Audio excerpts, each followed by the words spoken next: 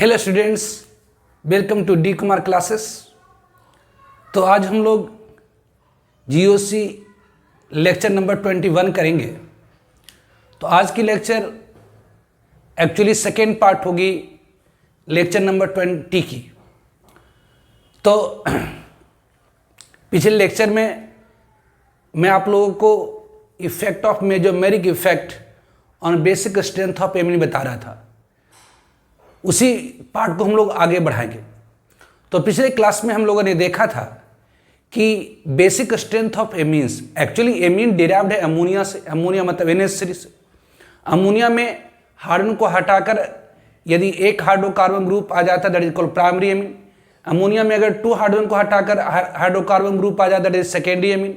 Ammonia में अगर 3 hydrogen को हटाकर अगर हाइड्रोकार्बन ग्रुप आ जाता है दैट इज टर्सरी एमीन। तो जो बेसिक स्ट्रेंथ ऑफ एमीन्स है वो डिपेंड करती है electron density present on nitrogen.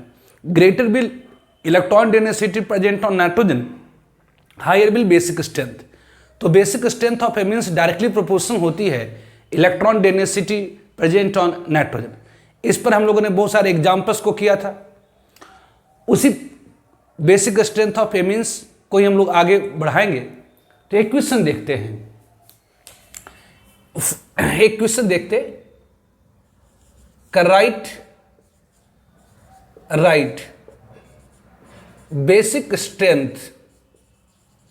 Of first one is the methyl amine CH3 NH2 is the primary amine. Second one is the dimethyl amine CH3 whole 2 NH, and third one is the trimethyl amine that is CH3 whole 3 N. Write basic strength of methylamine, dimethylamine and trimethylamine. First one in gas phase or non-polar solvent, and second one in aqueous solution. Correct. Write basic strength order, obviously basic strength order of methylamine, dimethylamine, trimethylamine. First one in gas phase or non-polar solvent and second one in aqueous solution. बताइए basic strength of amines में मिथाइलेमिन, डाइमिथाइलेमिन और ट्राइमिथाइलेमिन की इन gas phase और non polar solvent and second one in aqueous solution. तो solution ध्यान दीजिए, किसी भी बेस की जो बेसिक स्ट्रेंथ मतलब किसी भी एमीन्स की जो बेसिक स्ट्रेंथ है इन गैस फेज और नॉन पोलर सॉल्वेंट, तो ए में तो बेसिक स्ट्रेंथ जो बेसिक स्ट्रेंथ होती है, basic strength of amines in gas phase और नॉन पोलर सॉल्वेंट,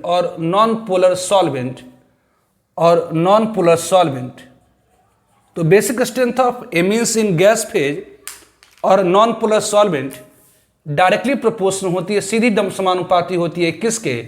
तो इलेक्ट्रॉन डेंसिटी ऑन नाइट्रोजन। तो बेसिक स्ट्रेंथ ऑफ एमीन्स, जो बेसिक स्ट्रेंथ एमीन्स की होती है गैस फेज और नॉन पोलर सॉल्वेंट में, वह डायरेक्टली प्रोपोर्शनल होती है, सीधी समानुपाती होती है इलेक्ट्रॉन डेंसिटी ऑन नाइट्रोजन। मतलब जितनी ज़्यादा इलेक्ट्रॉन की डेंसिटी नाइट्रोजन के ऊपर होगी उतनी ज़्यादा उसकी बेसिक स्ट्रेंथ होगी।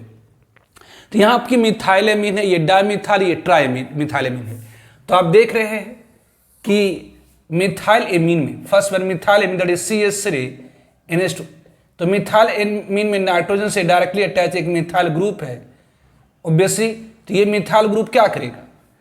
तो ऑब्वियसली ये प्लस आई ग्रुप है। प्लस आई ग्रुप क्या करता है? तो सिग्मा इलेक्ट्रॉन पेयर को पुश करता है। मतलब यहाँ पर जो इलेक्ट्रॉन होगी उसको पुश करेगा किसकी तरफ? तो नाइट्रोजन की तरफ, जिसके कारण यहाँ पर इलेक्ट्रॉन की डेंसिटी इंक्रीज करेगी। सेकेंड में आपकी है डाइमिथाइलेमिन, मतलब ये नाइट्रोजन है, ये CH3 है, ये CH3 है, ये CH3 है, ये हाइड्रोजन है। तो यहाँ पर क्या है? तो 2 मिथाइल है। तो ये दोनों मिथाइल ग्रुप क्या करेंगी?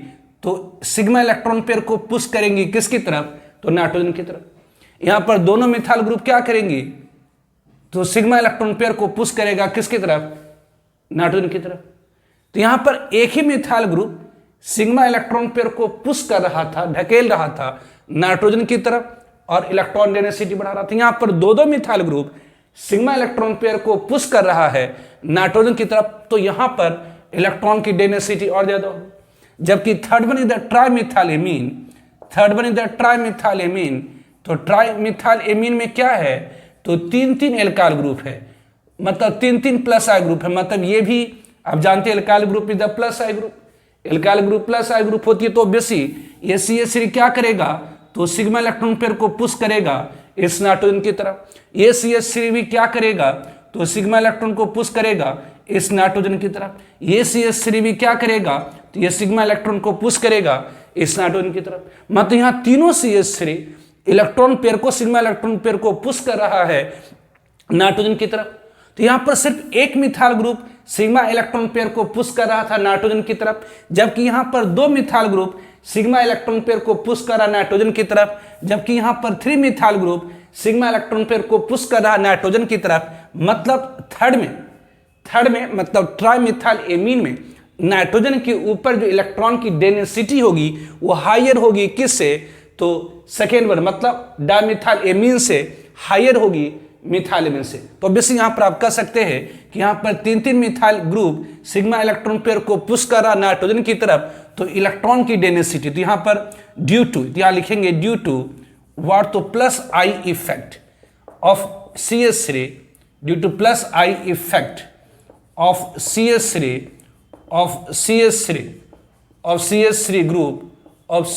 group, obviously इलेक्ट्रॉन डेंसिटी होगी किस में, तो electron density in obviously third will greater than second will greater than first. So इसीलिए जो बेसिक स्ट्रेंथ ऑर्डर होंगी, क्या होंगी, तो थर्ड की ज्यादा होगी किससे, तो सेकेंड से, सेकेंड की ज्यादा होगी किससे, तो फर्स्ट। जो बेसिक स्ट्रेंथ ऑर्डर होंगी, आपको मैंने बताया कि जो basic strength of amines in gas phase और नॉन पोलर सॉल्वेंट जो होती है वह डायरेक्टली प्रोपोर्शनल होती है electron density present on nitrogen. मतलब नाइट्रोजन के ऊपर जितनी ज्यादा इलेक्ट्रॉन की डेंसिटी होगी उतनी ज्यादा उसकी बेसिक स्ट्रेंथ होगी। तो ऑब्वियसली यहाँ पर ट्राइमिथाइल एमीन में 3 एल्काइल ग्रुप प्लस आई ग्रुप है, 3 मिथाइल ग्रुप है जो कि प्लस आई ग्रुप है, इलेक्ट्रॉन पुशिंग ग्रुप है, जिसके कारण थर्ड में नाइट्रोजन के ऊपर इलेक्ट्रॉन की डेंसिटी हायर होगी किससे, तो सेकेंड में से, और सेकेंड में हायर होगी फर्स्ट से। इसे बेसिक स्ट्रेंथ ट्राइमिथाइल एमीन की ज्यादा होगी डाइमिथाइल एमीन से, ज्यादा होगी मिथाइल एमीन से। ठीक है। Now second part, basic strength of amines in aqueous solution. Second part is basic strength of amines in aqueous solution. Obviously यहां पर basic strength of amines in aqueous solution, it's a very important, board 12th board में बहुत बार पूछा है। यानी actually amines आपका 12th में है, amines function group containing nitrogen. तो एमीन्स से रिलेटेड जो भी है जनरल प्रॉपर्टी हम लोग अभी डिस्कस कर रहे हैं, है ना। तो ये 12th में बहुत बार पूछा है ना, तो इसको ध्यान दीजिएगा। नीट में भी पूछा है, जेई मेन में भी पूछा है। Basic strength of amines in aqueous solution. तो we consider an amine in aqueous solution, तो हम लोग कंसीडर करते हैं एमीन इन एक्वस सॉल्यूशन। तो यदि किसी एमीन्स को एक्वस सॉल्यूशन में डिजोल्व कर देंगे, एक्वस मतलब वाटर मतलब H2। आप जानते हैं कि ऑक्सीजन की इलेक्ट्रॉन नेगेटिविटी ज़्यादा होती है हाइड्रोजन से, ऑक्सीजन की इलेक्ट्रॉन नेगेटिविटी होती है ज़्यादा हाइड्रोजन से। अब नाइट्रोजन के पास लोन पेयर है, मतलब नेगेटिव चार्ज है। तो ऑब्वियसली अब क्या होगा, तो यहाँ पर किसी भी एमीन्स को या अमोनिया को वाटर में डिजोल्व करेंगे, किसी भी एमीन्स को अगर वाटर में डिजोल्व करेंगे तो क्या होगा, तो नाइट्रोजन के ऊपर जो लोन पे इलेक्ट्रॉन है मतलब नेगेटिव चार्ज है वो हाइड्रोजन के ऊपर अटैक करेगा, मतलब ये इलेक्ट्रॉन पेयर अपनी इस H+ को डोनेट करेगा और ये फॉर्म कर देता है। मतलब ऑब्वियसली अगर 1 मोल एमीन्स को वाटर में डिजोल्व कर दिए तो ऑब्वियसली एमीन्स की जो नाइट्रोजन है वो वाटर के H+ को इलेक्ट्रॉन डोनेट करेगा, वाटर के H+ को इलेक्ट्रॉन डोनेट करेगा। अगर 1 मोल लिए तो एक मॉलिक्यूल फिर दूसरी मॉलिक्यूल फिर दूसरी, मतलब एमीन्स वाटर से रिएक्ट कर करके क्या देगा, ये R, ये N, ये H, ये ऑब्वियसली H है, इसके बीच में एक तरह की कोऑर्डिनेट बॉन्ड बन जाएगी। तो कोऑर्डिनेट बॉन्ड कॉम्बिनेशन होती है इलेक्ट्रोवैलेंट और कोवैलेंट बॉन्ड की, मतलब यहाँ पर क्या होगा, तो ये नाइट्रोजन अपने इलेक्ट्रॉन पेयर को H+ को दे देगा और यहाँ से OH-। ऑब्वियसली ये कोऑर्डिनेट बॉन्ड होती है कॉम्बिनेशन ऑफ इलेक्ट्रोवैलेंट और कोवैलेंट बॉन्ड। तो इस कोऑर्डिनेट बॉन्ड की जब आप दे सकते हैं क्या, तो ये सिंगल बॉन्ड और जो डोनर है उसके ऊपर प्लस और एक्सेप्टर उसके ऊपर माइनस दीजिएगा, तो ये प्लस और माइनस चार्ज क्या होगी, तो मतलब सिंपल आप कहें कि अगर किसी भी एमीन्स को वाटर में डिजोल्व करेंगे, किसी भी एमीन्स को अगर वाटर में डिजोल्व करेंगे तो एमीन्स में नाइट्रोजन के ऊपर जो लोन पे इलेक्ट्रॉन है वह H+ को डोनेट करेगा। एमीन्स की जो लोन पे इलेक्ट्रॉन है वो H+ को डोनेट होगी और ये फॉर्म करेगा अमोनियम आयन। ये एल्काइल है, सिंपल अगर हाइड्रोजन होता तो सिंपल अमोनियम आयन, लेकिन ये क्या है, ये R है, मतलब एल्काइल अमोनियम आयन होगी। इसको हम लोग कहेंगे एल्काइल अमोनियम आयन, इसे हम लोग क्या कहेंगे, एल्काइल अमोनियम आयन। तो basic strength of amines in aqua solution हम लोगों ने कंसीडर करा एक एमीन्स इन एक्वा सॉल्यूशन। तो किसी भी एमीन्स को वाटर में डिजोल्व करेंगे तो बेसिक स्ट्रेंथ ऑफ एमीन्स जो होती है वो डिपेंड करता है 2 फैक्टर के ऊपर। पहला degree of solvation of amine. ये degree of solvation of amine क्या है, तो tendency to donate lone pair electron to H+। Amines के अंदर कितनी इलेक्ट्रॉन पेयर डोनेट करने की टेंडेंसी है। और दूसरा स्टेबिलिटी ऑफ अमोनियम आयन। तो किसी भी एमीन्स को अगर वाटर में डिजोल्व करेंगे तो जो बेसिक स्ट्रेंथ ऑफ एमीन्स है वो 2 बात पर डिपेंड करती है। पहला कि इस एमीन के अंदर कितनी इलेक्ट्रॉन डोनेट करने की टेंडेंसी, जिसे हम लोग कहते हैं डिग्री ऑफ सॉल्वेशन, और दूसरा इस अमोनियम आयन की स्टेबिलिटी कितना है। अगर ये ज्यादा मात्रा में डोनेट करेगा और अगर ये more stable ammonium ion form करे, अगर ज्यादा मात्रा में डोमिनेट करे और ये most stable ammonium ion form करे, तो ज्यादा स्टेबल अमोनियम आयन अगर फॉर्म करेगा तो यहां पर ये जितनी ज्यादा स्टेबल होंगी, ये अमोनियम आयन जितनी ज्यादा स्टेबल होगी उतना ज्यादा इधर जाएगा, ये रिएक्शन उतनी ज्यादा फॉरवर्ड डायरेक्शन में जाएगी, मतलब उतनी ज्यादा डोनेशन होगी, मतलब उतनी ज्यादा बेसिक स्ट्रेंथ होगी। तो जो बेसिक स्ट्रेंथ ऑफ एमीन्स, तो ध्यान रखेंगे, तो बेसिक स्ट्रेंथ ऑफ एमीन्स, जो बेसिक स्ट्रेंथ ऑफ एमीन्स है, तो basic strength of amines in aqua solution, तो basic strength of amines, basic strength of amines in aqueous solution, in aqueous solution, in aqueous solution depends on following two factor। तो basic strength of amines in aqua solution depend करता है निम्न के 2 factor के ऊपर। First one degree of solvation of amine, first one degree of solvation of amine, degree of solvation of amine, and second one stability of ammonium ion, and second one stability of ammonium ion, stability of ammonium ion, stability of ammonium ion, मतलब alkyl ammonium ion। तो basic strength of amines in aqueous solution depends on following 2 factors। first one degree of solvation of amine और second one stability of ammonium ion। जो degree of solvation of amine primary और secondary amine, अब जरा देखिए, primary amine और secondary amine की जो degree of solvation होती है, मतलब tendency to donate lone pair electron, वो ग्रेटर होती है, लार्जर होती है, किससे, तो टर्सरी एमीन से। कि क्यों, टर्सरी एमीन की जो डिग्री ऑफ सॉल्वेशन होती है वो बहुत कम होती है। कि क्यों, क्योंकि टर्सरी एमीन से, टर्सरी एमीन मतलब नाइट्रोजन से 3 हाइड्रोकार्बन ग्रुप डायरेक्टली अटैच होगी, तो टर्सरी एमीन की जो डिग्री ऑफ सॉल्वेशन होती है वो बहुत कम होती है। उसका कारण है कि नाइट्रोजन से 3 बल्कि एल्काइल ग्रुप अटैच होता है, मतलब 3 एल्काइल ग्रुप अटैच होता है, और ये एल्काइल ग्रुप क्या करता है, तो इस लोन पे इलेक्ट्रॉन के डोनेशन में हिंड्रेंस पैदा करता है, रुकावट पैदा करता है। जिसके कारण जो बेसिक स्ट्रेंथ होती है प्राइमरी और सेकेंडरी एमीन की ज़्यादा होती है टर्सरी एमीन से। ध्यान दीजिए, जो डिग्री ऑफ सॉल्वेशन होती है प्राइमरी और सेकेंडरी एमीन की ऑलमोस्ट सेम होती है और ग्रेटर होती है टर्सरी एमीन से। टर्सरी एमीन की डिग्री ऑफ सॉल्वेशन कम होती है प्राइमरी और सेकेंडरी एमीन से। उसका कारण है कि टर्सरी एमीन में 3 एल्काइल ग्रुप, 3 बल्कि एल्काइल ग्रुप या 3 हाइड्रोकार्बन ग्रुप अटैच्ड है, जो हिंड्रेंस पैदा करता है, रुकावट पैदा करता है लोन पे इलेक्ट्रॉन के डोनेशन में। इसलिए जो बेसिक स्ट्रेंथ होती है प्राइमरी और सेकेंडरी एमीन की हायर होती है टर्सरी एमीन से। तो ऑब्वियसली हम लोग यहां पर लिखेंगे कि जो degree of solvation of primary और सेकेंडरी एमीन, जो डिग्री ऑफ सॉल्वेशन होती है, डिग्री ऑफ सॉल्वेशन मतलब that is tendency to donate lone pair electron to H+। तो यहां पर degree of solvation of primary और सेकेंडरी एमीन, ऑफ प्राइमरी और secondary amine is almost same and greater than tertiary amine. करें कि जो degree of solvation होती है प्राइमरी और सेकेंडरी एमीन की वो लगभग समान होती है और ज्यादा होती है टर्सरी एमीन से।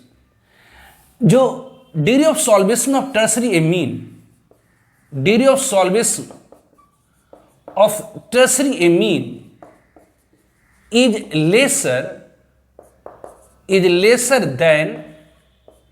लेसर देन प्राइमरी और secondary amine is due to steric hindrance. करें कि स्टेरिक हिंड्रेंस के कारण, अब देखिए टर्सरी एमीन में 3 अगर हाइड्रोकार्बन ग्रुप अगर इससे अटैच होगा तो ये जो 3 हाइड्रोकार्बन ग्रुप अटैच है नाइट्रोजन से, ये क्या करता है तो ये सारी जो हाइड्रोकार्बन ग्रुप है ये लोन पे इलेक्ट्रॉन के डोनेशन में ये हिंड्रेंस पैदा करता है सबसे रिच है इलेक्ट्रॉन पेयर के मामले में, लेकिन ये डोनेट ही नहीं हो पाया। ये क्यों नहीं डोनेट हो पाया?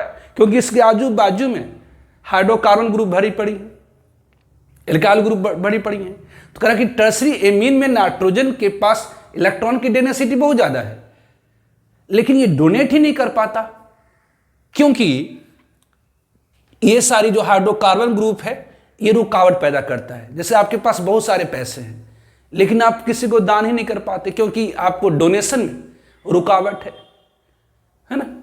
तो इस कारण से अगर आप कहीं पर कोई दान करने जाइए, बहुत सारे लोग आ जाएगा, आपको घेर लेगा बिल्कुल, है ना। कहीं आप डोनेट करने जा रहे हैं, आपको बहुत सारे लोग अगर आकर घेर ले तो आप किसी को डोनेट क्या कर पाएगा? आपके पास बहुत सारे पैसे लेकिन नहीं डोनेट कर पाएंगे। उसी तरह से यहाँ भी है, कह रहा कि जो टर्सरी एमीन की जो डिग्री ऑफ सॉल्वेशन होती है वो कम जाती है, घट जाती है। किससे?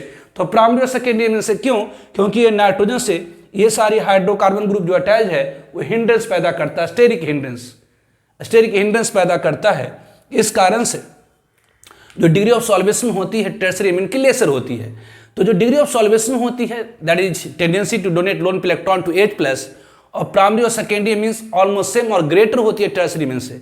ध्यान रखें, जो डिग्री ऑफ सॉल्वेशन होती है टर्सरी एमीन की लेसर होती है प्राइमरी और सेकेंडरी एमीन से ड्यू टू स्टेरिक हिंड्रेंस। सो इसीलिए जो बेसिक स्ट्रेंथ होगी, इसलिए जो बेसिक स्ट्रेंथ होती है किसकी, तो बेसिक स्ट्रेंथ यहाँ पर किसकी, तो आप कह सकते हैं यहाँ पर जो बेसिक स्ट्रेंथ हो जाएगी किसकी, तो मिथाइल एमीन CH3NH2 की और डाइमिथाइल एमीन की दैट इज CH3(2NH) की ज़्यादा होती है किससे, तो ट्राइमिथाइल एमीन्स, है ना। यहाँ पर एक्चुअली मिथाइल है, R मतलब यहाँ पर मिथाइल है, यहाँ पर R मतलब मिथाइल है, R मतलब यहाँ मिथाइल है। Correct. Degree of solvation that is tendency donate lone pair electron to H+ primary और सेकेंडरी एमीन की ऑलमोस्ट सेम होती है और ग्रेटर होती है टर्सरी एमीन से। Degree of solvation tertiary amine की लेसर होती है प्राइमरी और सेकेंडरी एमीन से ड्यू टू स्टेरिक हिंड्रेंस। सो तो जिसकी डिग्री ऑफ सॉल्वेशन ज़्यादा होगी, जिसकी टेंडेंसी मतलब जो ज़्यादा डोनेट कर पाएगा लोन पे इलेक्ट्रॉन को H+ को, उसकी बेसिक स्ट्रेंथ ज़्यादा होगी। इससे प्राइमरी और सेकेंडरी एमीन मतलब यहाँ मिथाइल एमीन और डाइमिथाइल एमीन की जो बेसिक स्ट्रेंथ है वो ज़्यादा है किससे, तो ट्राइमिथाइल एमीन से। डाइमिथाइलेमिन और मिथाइलेमिन की जो बेसिक स्ट्रेंथ हो ज़्यादा है ट्राइमिथाइलेमिन से। अब आगे आइए, मिथाइलेमिन और डाइमिथाइलेमिन में किसकी ज़्यादा बेसिक स्ट्रेंथ होगी? मिथाइलेमिन और डाइमिथाइलेमिन में किसकी ज़्यादा बेसिक स्ट्रेंथ होगी? अगर देखिए, अगर मिथाइल एमीन ले लें, CH3 ले लें, ये मिथाइल एमीन की जो अमोनियम आयन है वो कम, जिससे मिथाइल एमीन की अमोनियम आयन क्या होगा? तो ऑब्वियसली अगर मिथाइल एमीन रहेगा तो आर की जगह CH3 लिखा दीजिए। मिथाइल एमीन की जो अमोनियम आयन होगी, जैसे मिथाइल एमीन की अमोनियम आयन, और ये डाइमिथाइल एमीन की अमोनियम आयन क्या होगी? तो डाइमिथाइल एमीन की अमोनियम आयन क्या? तो CH3, ये N, ये CH3, ये H, ये H, ये आपका हो गया डाइमिथाइल की अमोनियम आयन। तो यहाँ पर 2 मिथाइल इलेक्ट्रॉन पुशिंग ग्रुप है, इलेक्ट्रॉन पुशिंग ग्रुप है। तो ये जो stability of ammonium ion of dimethyl amine, dimethyl amine की जो अमोनियम आयन है वो मोर स्टेबल होती है किससे? तो यहाँ पर देखिए 2 CH3 ग्रुप है, 2 इलेक्ट्रॉन पुशिंग ग्रुप है। तो 2 इलेक्ट्रॉन पुशिंग ग्रुप क्या करेगा?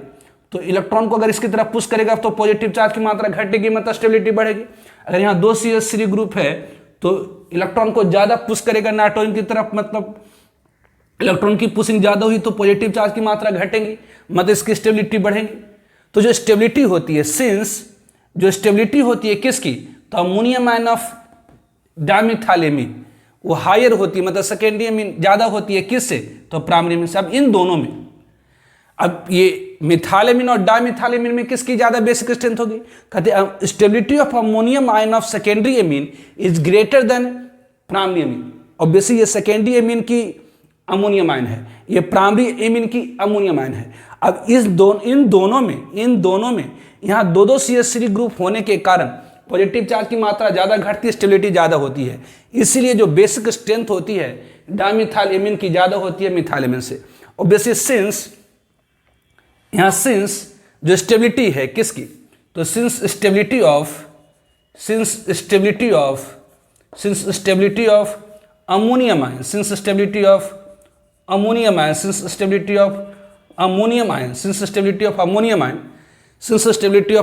आयन ऑफ सेकेंडरी एमीन, जो स्टेबिलिटी होती है ammonium ion of secondary amine, since stability of ammonium of secondary amine is higher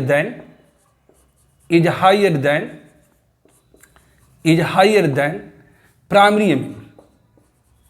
सो इसीलिए जो बेसिक स्ट्रेंथ होती है, किसकी? तो डाइमिथाइल एमीन की, मतलब CH3 होल टू NH की ज्यादा होती है किससे? तो मिथाइल एमीन से। तो इसलिए ओवरऑल ऑर्डर क्या होगी? तो ओवरऑल ऑर्डर क्या होगा? तो सबसे ज्यादा बेसिक हो गया क्या? तो डाइमिथाइल एमीन, उसके बाद कौन? तो मिथाइल एमीन, उसके बाद क्या होगी? तो ट्राइमिथाइल। तो इसलिए ओवरऑल ऑर्डर क्या होगी? ओवरऑल ऑर्डर क्या होगी? तो ओवरऑल ऑर्डर क्या हो जाएंगी? तो सबसे ज्यादा बेसिक कौन हो गया? तो डाइमिथाइल एमीन। सबसे ज्यादा बेसिक कौन हो गया? तो डाइमिथाइल एमीन। सबसे ज्यादा बेसिक कौन हो गया? तो डाइमिथाइल एमीन। सबसे ज्यादा बेसिक कौन हो गया? तो dimethyl amine.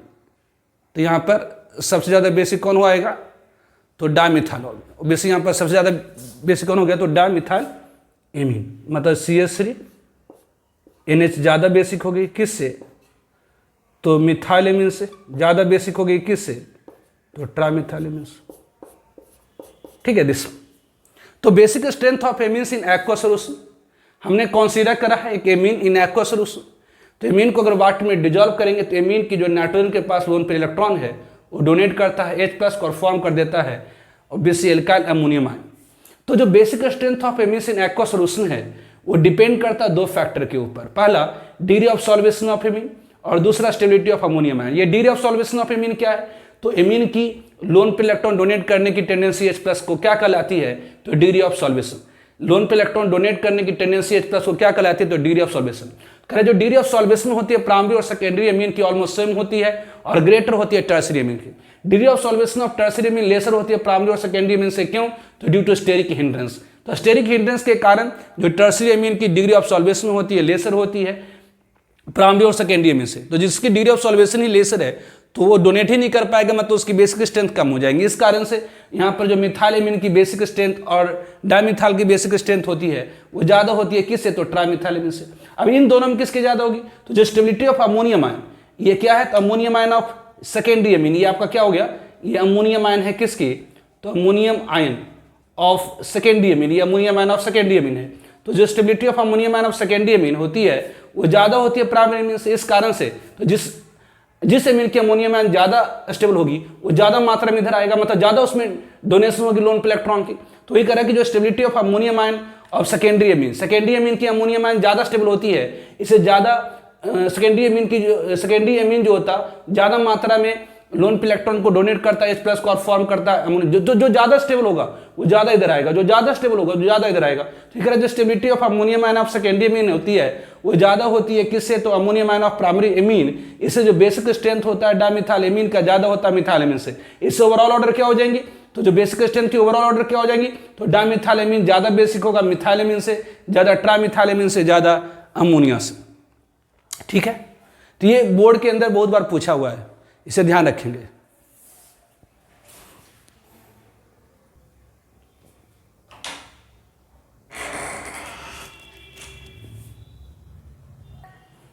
Now, ortho effect on basic strength of aniline, ortho substituent aniline, या कि ortho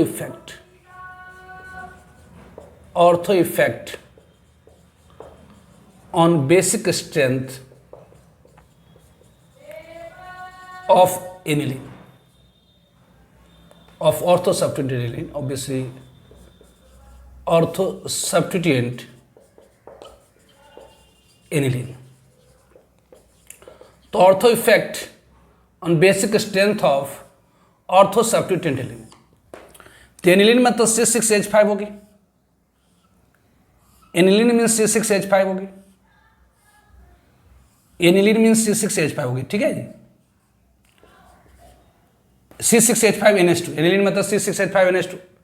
यदि इसके ऑर्थो पोजीशन पर कोई सब्स्टिट्यूएंट आ जाए, इसके ऑर्थो पोजीशन पर अगर कोई सब्स्टिट्यूएंट आ जाए तो जो बेसिक स्ट्रेंथ ऑफ एनिलीन होती है वो घट जाती है। ध्यान दीजिए, यदि एनिलीन के ऑर्थो पोजीशन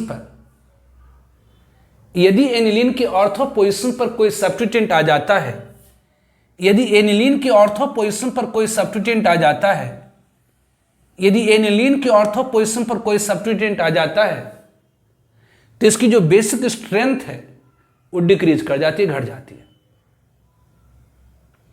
ऐसा होता है due to steric hindrance in donation of lone pair electron. This happens due to steric hindrance in donation of lone pair electron. ऐसा क्यों होता है, क्योंकि ऑर्थो पोजीशन पर यदि कोई सब्स्टिट्यूएंट होगी तो स्टेरिक हिंड्रेंस वो रुकावट पैदा करेगा इलेक्ट्रॉन की डोनेशन, तो बेसिक स्ट्रेंथ घट जाएगी। तो जो बेसिक स्ट्रेंथ होती है ऑर्थो सब्स्टिट्यूएंट एनिलीन की वो लेसर होती है मेटा और पारा सब्स्टिट्यूएंट एनिलीन से। बिकॉज ऐसा क्यों होता है, क्योंकि in ortho substituent aniline due to steric hindrance के कारण लोन पे इलेक्ट्रॉन डोनेट ही नहीं हो पाता। ऑब्वियसली जितनी बड़ी साइज होगी ऑर्थो पोजीशन पर मौजूद, जितना बड़ा साइज होगा ऑर्थो पोजीशन पर मौजूद सब्स्टिट्यूएंट की जितनी बड़ी साइज होगी, ऑर्थो पोजीशन पर मौजूद सब्स्टिट्यूएंट की जितनी बड़ी साइज होगी उतनी कम उसकी बेसिक स्ट्रेंथ होती जाएंगी। तो ध्यान रखेंगे, ये कहलाता है ortho effect on basic strength of ortho substituent aniline. ये ऑर्थो इफेक्ट हो गया। जैसे एक और ऑर्थो इफेक्ट बताए थे, ortho effect of strength of ortho substituent benzoic acid.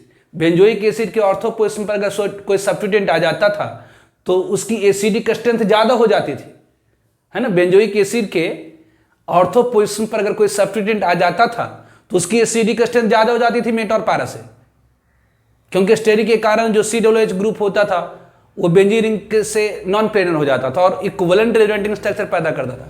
तो ध्यान रखिए, ortho effect on acidic strength of ortho substituent benzoic acid, मतलब ऑर्थो पोजीशन पर बेंजोइक एसिड के ऑर्थो पोजीशन पर यदि कोई सब्स्टिट्यूएंट आ जाता था तो उसकी एसिडिक स्ट्रेंथ हायर हो जाती थी। जबकि ध्यान दीजिए, यदि एनिलीन के ऑर्थो पोजीशन पर कोई सब्स्टिट्यूएंट आ जाता है तो उसकी बेसिक स्ट्रेंथ क्या होती है, तो घट जाती है।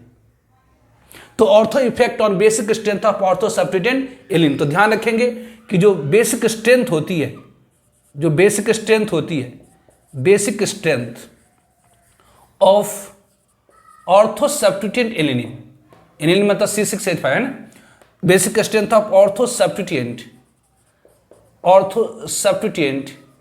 Aniline, basic strength of ortho substituent aniline is lesser then, वो लेसर होती है किस, लेसर देन मेटा और पारा सब्स्टिट्यूएंट एलिनिन, मेटा और पारा सब्स्टिट्यूएंट एलिनिन, मेटा और para substituent alanine.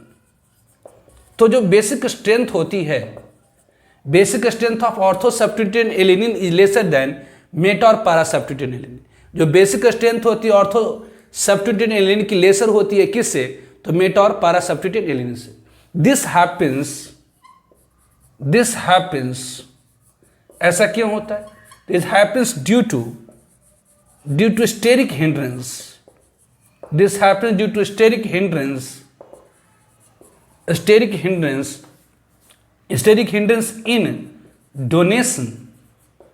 in donation of lone pair electron in ortho substituent aniline, तो ortho substituent alanine में क्या होता है, तो स्टेरिक पैदा होता है जिसके कारण बेसिक स्ट्रेंथ कम होती है। ध्यान रखिए, तो ऑर्थो सब्स्टिट्यूएंट एलिनिन की बेसिक स्ट्रेंथ कम होती है मेटा और पारा सब्स्टिट्यूएंट एलिनिन से। क्यों, क्योंकि स्टेरिक हिंड्रेंस पैदा होता है in donation of lone pair electron in ortho substituent aniline. Obviously larger bill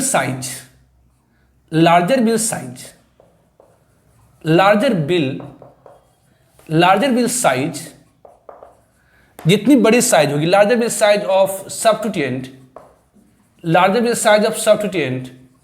on ortho position, greater bulk, उतनी ज्यादा क्या होगी, तो ग्रेटर बिल स्टेरिक हिंड्रेंस, उतनी ज्यादा क्या होगी, तो steric hindrance, greater bill steric hindrance.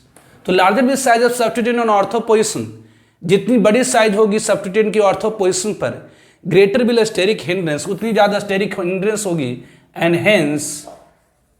Hence तो larger bill size of substituent on ortho position पर मौजूद सब्स्टिट्यूएंट की साइज जितनी ज्यादा होगी, greater bill steric hindrance and hence lesser bill basic strength.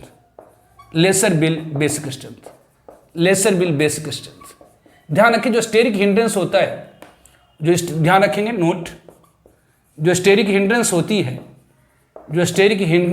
है वह डायरेक्टली प्रोपोर्शनल होती है किसके, तो साइज ऑफ ग्रुप के।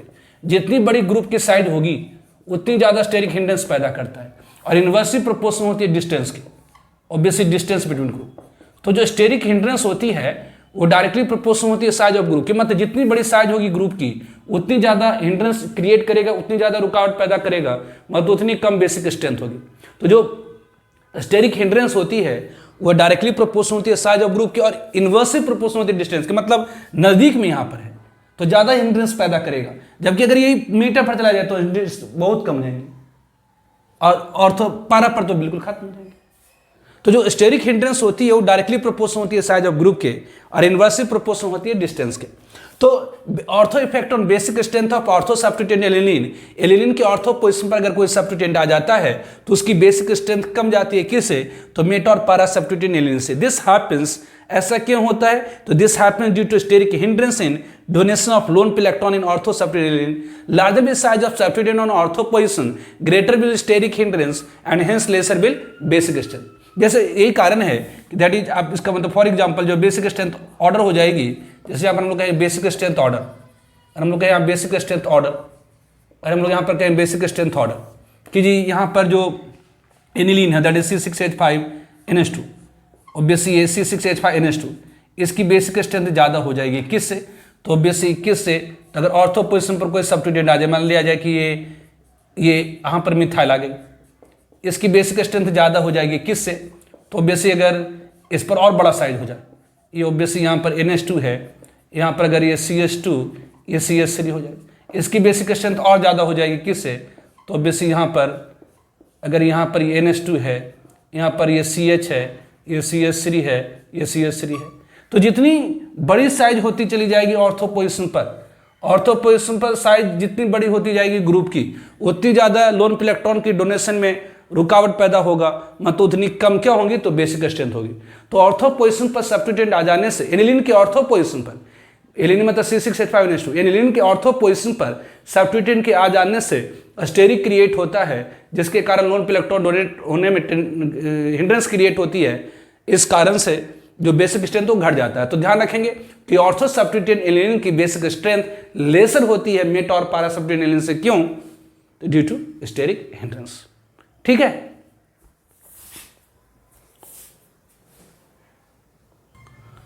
तो for example write basic strength और फॉलोइंग सब्स्टिट्यूएंट एनिलीन, इन सारे सब्स्टिट्यूएंट एनिलीन की बेसिक स्ट्रेंथ को बताइए। Write basic strength order of following substituent aniline, ये सारे सब्स्टिट्यूएंट एनिलीन की बेसिक स्ट्रेंथ बताइए। ये ऑर्थो सब्स्टिट्यूएंट एनिलीन है, ये भी ऑर्थो है, ये भी ऑर्थो है। तो आपको मैंने बताया है कि ऑर्थो पोजीशन पर सब्स्टिट्यूएंट के एनिलीन की ऑर्थो पोजीशन पर सब्स्टिट्यूएंट के आ जाने से, एनिलीन की ऑर्थो पोजीशन पर सब्स्टिट्यूएंट के आ जाने से उसकी जो बेसिक स्ट्रेंथ है वो घट जाती है। क्यों? क्योंकि हिंड्रेंस क्रिएट करता है। तो एनिलीन के ऑर्थो पोजीशन पर सब्स्टिट्यूएंट के आ जाने से हिंड्रेंस क्रिएट करता है, इस कारण से बेसिक स्ट्रेंथ डिक्रीज कर जाती है। तो ऑब्वियसली तो यहाँ भी सब्स्टिट्यूएंट, यहाँ भी सब्स्टिट्यूएंट, यहाँ भी सब्स्टिट्यूएंट, तो जितना ज़्यादा सब्स्टिट्यूएंट होता जाएगा उतनी ज़्यादा हिंड्रेंस पैदा होती जाएगी, मतलब उतनी कम होती जाएंगी बेसिक स्ट्रेंथ की। मतलब फर्स्ट की बेसिक स्ट्रेंथ ज़्यादा होगी किससे? तो सेकेंड से, सेकेंड की ज़्यादा होगी थर्ड से। अब यहाँ पर आइए बी में, यहाँ पर कम हिंड्रेंस है, यहाँ पर 2 ग्रुप आ जाने से और हिंड्रेंस हुआ, यहाँ पर 3 ग्रुप, बड़ा ग्रुप आ जाने से हिंड्रेंस और ज़्यादा हुआ, इसके कारण बेसिक स्ट्रेंथ घटती चली गई। उस तरह से बी में आइए, बी में क्या है? वो बी में क्या है? तो सॉल्यूशन ए तो आपको हो गया आपका, that is first is greater than second is greater than third. उस तरह बी में आइए, बी में क्या है? तो ये सिंपल एनिलीन है, ये मिथाइल पैरामिथाइल एनिलीन, ऑर्थोमिथाइल एनिलीन है, और ये पैरामिथाइल एनिलीन है। तो अब जरा ध्यान दीजिए, यहाँ पर क्या है? तो ये CH3 ग्रुप है, यहाँ पर क्या? तो ये CH3 ग्रुप है, ये क्या? तो ये CH3 ग्रुप है। तो ये CH3 ग्रुप क्या होती है? तो ऑब्वियसली प्लस आई ग्रुप होती है। तो अगर प्लस आई ग्रुप होगा तो क्या करेगा? तो इलेक्ट्रॉन को पुश करेगा, इलेक्ट्रॉन को पुश करेगा, इलेक्ट्रॉन की डेंसिटी इंक्रीज करेगा। यहाँ पर क्या? तो CH3 क्या है? तो अभी तक आपको बताया प्लस आई ग्रुप है। तो ये प्लस आई ग्रुप क्या करेगा? तो सिग्मा इलेक्ट्रॉन को पुश करेगा और इलेक्ट्रॉन की डेंसिटी इंक्रीज करेगा। तो बेसिक यहाँ पर इलेक्ट्रॉन की डेंसिटी ज़्यादा होगी। क्यों? क्योंकि CH3 बगल में है। तो अगर ग्रुप बगल में होता है तो इंडक्टिव इफेक्ट डिस्टेंस डिपेंडेंट होती है। अगर नज़दीक है तो ज़्यादा इफेक्ट, दूर है तो इफेक्ट घटती चलेगी। तो ये ज़्यादा ये सिग्मा इलेक्ट्रॉन को पुश करेगा तो इलेक्ट्रॉन की डेंसिटी यहाँ ज़्यादा होगी। यहाँ दूर से पुश कर रहा है तो इलेक्ट्रॉन की डेंसिटी कम होगी। लेकिन ध्यान दीजिए, यहाँ पर ऑर्थो पर है। तो आपने पढ़ा है कि एनिलीन के ऑर्थो पोजीशन पर यदि कोई सब्स्टिट्यूएंट आ जाएगा एनिलीन के, ऑब्वियसली यहाँ पर ऐसे आपको क्या लगता है कि सेकेंड और थर्ड की ज्यादा होना चाहिए किससे? तो फर्स्ट। ये आपको लग रहा है, ऐसा लग रहा है सेकेंड या थर्ड की ज्यादा होना चाहिए किससे? तो फर्स्ट। लेकिन ध्यान दीजिए सेकेंड में क्या है? तो यहां पर सेकेंड में क्या? तो ऑर्थो इफेक्ट है। तो ऑर्थो पोजीशन पर सब्स्टिट्यूएंट के आ जाने से तो हम लोग सिंपल कहेंगे कि due to ortho effect, ortho effect के कारण जो बेसिक स्ट्रेंथ होगी किसकी? तो ऑर्थो इफेक्ट के कारण जो बेसिक स्ट्रेंथ होगी किसकी? तो ऑब्वियसली सेकेंड की तो घट जाएंगे किससे? तो यहां पर ये फर्स्ट और थर्ड की ज्यादा होगी किससे? तो सेकेंड से। ऑर्थो इफेक्ट के कारण क्या होगी? तो यहां पर ये देखना ही नहीं है, ये पहले हम लोग यहां पर क्या देखेंगे? तो ऑर्थो इफेक्ट। तो ऑर्थो इफेक्ट से हम पहले क्या कहेंगे? तो ऑर्थो इफेक्ट से हम लोग कहेंगे कि सेकेंड की बेसिक स्ट्रेंथ ज्यादा है किससे? तो सॉरी, सेकेंड की बेसिक स्ट्रेंथ घट जाएंगे किससे? फर्स्ट और थर्ड से। और फर्स्ट और थर्ड में अब यहां पर ऑर्थो इफेक्ट नहीं है क्योंकि ग्रुप दूर हो गया। तो ऑब्वियसली फर्स्ट और थर्ड में फ्रॉम प्लस आई इफेक्ट से आप क्या कहेंगे? तो फ्रॉम प्लस आई इफेक्ट आप कहेंगे कि जो बेसिक स्ट्रेंथ होगी किसकी? तो थर्ड की ज्यादा हो जाएंगी किससे? तो ऑब्वियसली फर्स्ट की ज्यादा होंगी सेकंड से। तो ऑर्थो इफेक्ट के कारण इसकी बेसिक स्ट्रेंथ घट गई, तो सेकेंड की बेसिक स्ट्रेंथ कम है, तो फर्स्ट और थर्ड की ज़्यादा है, किससे? तो सेकेंड से। अब इन चारों में आइए, दैट इज एनिलीन, ये ऑर्थोनाइट्रोएनिलीन, ये पैरामिथॉक्सी एनिलीन, ये पैरामिथाइल एनिलीन। अब इन सब में देखिए, अब देखिए जहाँ जी NO2 है, ऑर्थो पोजिशन पर NO2 है, तो NO2 के होने के कारण क्या होगी? ऑर्थो इफेक्ट आपने पढ़ा है कि एनिलीन के ऑर्थो पोजिशन पर अगर कोई सब्स्टिट्यूएंट आ जाता है, एनिलीन के ऑर्थो पोजिशन पर अगर कोई सब्स्टिट्यूएंट आ जाए, उसके कारण उसकी बेसिक स्ट्रेंथ घट जाती है ड्यू टू स्टेरिक हिंड्रेंस। तो obviously due to ortho effect, यहाँ पे हम लोग क्या कहेंगे? तो due to ortho effect, ortho effect के कारण, ड्यू टू ऑर्थो इफेक्ट के कारण जो बेसिक स्ट्रेंथ होगी, जो बेसिक स्ट्रेंथ होगी किसकी? तो ऑब्वियसली सेकेंड के यहाँ घट जाएंगे, मतलब ऑब्वियसली ये फर्स्ट, थर्ड और फोर्थ की ज़्यादा होगी किससे? तो सेकेंड से। अब मेरा देखिए, अब OCH3 क्या है? तो ध्यान दीजिए, OCH3 is the plus M group. OCH3 क्या है? तो प्लस एम। इसके पास ऑक्सीजन डायरेक्टली अटैच है कार्बन से, जिसके कारण पर ऑक्सीजन के ऊपर थोड़ी सी नेगेटिव चार्ज है, और इसके पास लोन पेयर है, तो OCH3 प्लस एम ग्रुप होती है। तो प्लस एम का प्रभाव क्या पड़ता है? तो वो अपने ऑर्थो एंड पैरा पोजिशन पर, अपनी ऑर्थो एंड पैरा पोजिशन पर निगेटिव चार्ज पैदा कर देगा। निगेटिव चार्ज आने से यहाँ पर इलेक्ट्रॉन की डेंसिटी बढ़ जाएगी। तो यहाँ पर लिखेंगे, जबकि CH3 सिंपल क्या हुआ? तो आपका प्लस आई ग्रुप है, तो ये प्लस आई ग्रुप क्या करेगा? तो इलेक्ट्रॉन की डेंसिटी बढ़ाएगा, लेकिन बहुत कम बढ़ा पाएगा, क्योंकि जो मेजोमेरिक इफेक्ट होती है वो स्ट्रॉन्गर होती है किससे? तो इंडक्टिव इफेक्ट से। तो पहले हम लोग कौन सा इफेक्ट देखें? तो मेजोमेरिक इफेक्ट से। तो फ्रॉम मेजोमेरिक इफेक्ट से आप क्या कहेंगे? तो मेजोमेरिक इफेक्ट से हम लोग कहेंगे कि OCH3 तो प्लस एम ग्रुप है, तो OCH3 प्लस एम ग्रुप है, तो वो करेगा क्या? तो अपने ऑर्थो एंड पैरा पोजिशन पर नेगेटिव चार्ज लाएगा, मतलब इलेक्ट्रॉन की डेंसिटी बढ़ा देगा कि जिस CH3 तो इलेक्ट्रॉन की डेंसिटी इंक्रीज कर रहा है, तो यस कर रहा, लेकिन जो मेजोमेरिक इफेक्ट होती है मच स्ट्रॉन्गर इफेक्ट होती है देन इंडक्टिव इफेक्ट। इसलिए पहले मेजोमेरिक इफेक्ट के कारण देखेंगे। तो अगर मेजोमेरिक इफेक्ट के कारण यहाँ नेगेटिव चार्ज आ रहा, मतलब यहाँ पर इलेक्ट्रॉन की डेंसिटी इंक्रीज करी है, तो बहुत ज्यादा इंक्रीज कर जाएंगे। तो जो मेजोमेरिक इफेक्ट स्ट्रॉन्गर इफेक्ट होती है किससे? इंडक्टिव इफेक्ट से। इस कारण से और यहाँ पर नेगेटिव चार्ज आ रहा है, मतलब यहाँ पर इलेक्ट्रॉन की डेंसिटी इंक्रीज करी है, तो बहुत ज्यादा इंक्रीज कर जाएगी। यहाँ भी इलेक्ट्रॉन की डेंसिटी इंक्रीज करेगी, लेकिन इसकी तुलना में कम। तो फ्रॉम मेजोमेरिक इफेक्ट आप कह सकते हैं कि जो बेसिक स्ट्रेंथ होगी फ्रॉम मेजोमेरिक इफेक्ट, जो बेसिक स्ट्रेंथ होगी किसकी? तो ऑब्वियसली थर्ड की ज्यादा होगी, किससे? तो सेकेंड से। और सेकेंड की ज्यादा हो जाएगी फर्स्ट से, है ना? थर्ड की ज्यादा होगी किससे? थर्ड की ज्यादा होगी किससे? तो फोर्थ से ना। थर्ड की ज्यादा होगी किससे? तो फोर्थ से। थर्ड की ज्यादा हो जाएगी फोर्थ से, और फोर्थ की ज्यादा होगी फर्स्ट से। इसलिए ओवरऑल ऑर्डर क्या होंगे? ओवरऑल ऑर्डर क्या हो जाएंगी? तो ओवरऑल ऑर्डर क्या होंगी? तो थर्ड की ज्यादा हो जाएंगी फोर्थ से, फोर्थ की ज्यादा होगी फर्स्ट से, और फर्स्ट की ज्यादा होगी सेकंड। तो पहले हमने क्या देखा? तो ऑर्थो इफेक्ट के कारण जो ऑर्थो सब्स्टिट्यूएंट एनिलीन की बेसिक स्ट्रेंथ घट गई, किससे? तो फर्स्ट, थर्ड और फोर्थ से। उसके बाद हमने देखे मेजोमेरिक इफेक्ट, क्योंकि मेजोमेरिक इफेक्ट स्ट्रॉन्गर होती है, उसके कारण अगर इलेक्ट्रॉन की डेंसिटी घटेगा तो बहुत ज्यादा घट जाएगा, बढ़ेगा तो बहुत ज्यादा बढ़ जाएगा। तो OCH3 क्या है? तो प्लस एम ग्रुप है, तो यहाँ पर नेगेटिव चार्ज पैदा करा है, जिसके कारण इलेक्ट्रॉन की डेंसिटी बहुत ज्यादा बढ़ गई, मतलब इसकी बेसिक स्ट्रेंथ सबसे ज्यादा होगी। उसके बाद यहाँ भी बढ़ रहा, लेकिन इसकी तुलना में कम बढ़ेगा। तो सबसे ज्यादा थर्ड की, उसका फोर्थ की, उसका फर्स्ट की, उसका सेकेंड की। तो सिंपल आपको ध्यान रखना है, ortho effect on basic strength of aniline, ortho effect on basic strength of aniline, ortho effect on basic strength of alanine. Alanine के अगर ऑर्थो पोजिशन पर कोई सब्स्टिट्यूएंट है, एलिनीन के ऑर्थो पोजिशन पर अगर कोई सब्स्टिट्यूएंट है, तो उसकी बेसिक स्ट्रेंथ घट जाती है ड्यू टू स्टेरिक हिंड्रेंस के कारण। तो ऑर्थो सब्स्टिट्यूएंट की जो बेसिक स्ट्रेंथ होती है लेसर होती है मेट और पारा सब्स्टिट्यूएंट से, ऐसा होता है ड्यू टू स्टेरिक हिंड्रेंस। जितनी ज़्यादा बड़ा ग्रुप होगा ऑर्थो पोजिशन पर, उतनी कम उसकी क्या होती जाएगी? तो बेसिक स्ट्रेंथ हो जाएंगी। ठीक है, तो आज के लेक्चर हम लोग यहीं पर समाप्त करते हैं।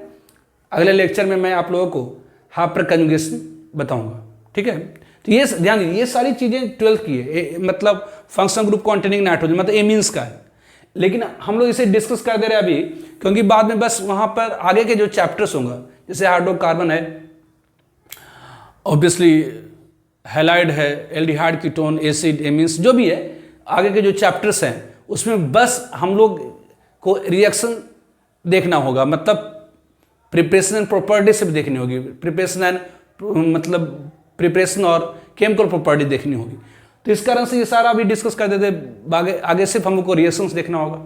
ठीक है, ये सारी 12th की ही हैं और इम्पॉर्टेंट है, ये सब तो जेई पॉइंट ऑफ व्यू से इम्पॉर्टेंट है। ठीक है, या नीट पॉइंट ऑफ व्यू से 12th में उतनी सब ज़्यादा डेप्थ में नहीं पूछता है। ठीक है, ओके, बाय।